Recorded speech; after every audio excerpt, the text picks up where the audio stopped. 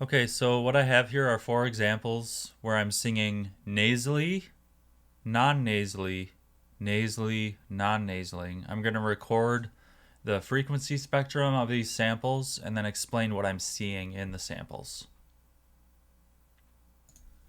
Ah, ah, ah, ah.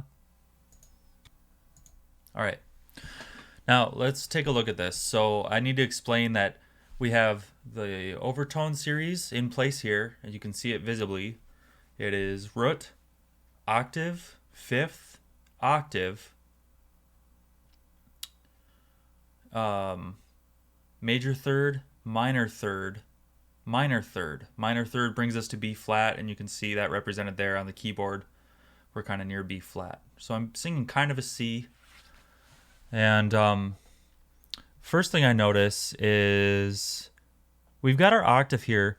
On the quote-unquote good example where I'm not singing in my nose, it's actually a little bit less bright on the octave. And the fifth is a little bit brighter. And so maybe you could say that that is sort of balancing out the lower end of the tone. It's making it just a little bit more husky sounding because that fifth is present. Only an octave and a fifth higher than the fundamental tone. But the main thing to look at is what I believe I see in this is the good example right here in number 2 has brighter orange around C, whereas this one's a little bit less bright. Over here, it's fairly bright around C, but the bad example is less bright. And then in the bad example, I'm seeing a little bit more brightness above C right here. And that tells me that some of the competing non-fundamental elements of the tone are coming out there in that part of the frequency spectrum. Okay. I also see that these kind of middle elements right here in the bad example are also brighter around 2 kHz. And that's not the case in the examples, in the good examples. So I'm just listing the differences I'm seeing. Another difference I see is, again, I'm seeing just a little bit more brightness around C8 and C8 in the good examples.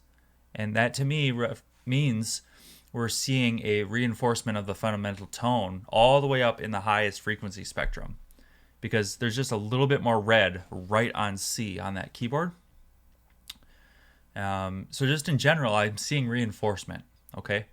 Now let's look at the upper, like the stratosphere, like the whistle register, just way up there, like super high. You can't even tell what it is.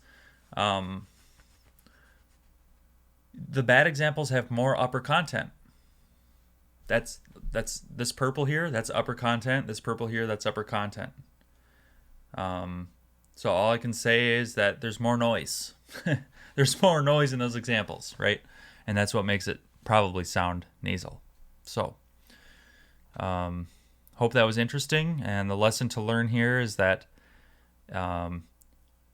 the second member or the third member of the overtone series in the good examples is the fifth, and that is what creates just a little bit more of that fullness of sound. But in the upper registers, above 1 kHz, we are seeing greater emphasis of the fundamental tone and less emphasis on extraneous parts of the frequency spectrum. Just looking at it, I can see there's more information around the C's on the way up. So hope that's interesting.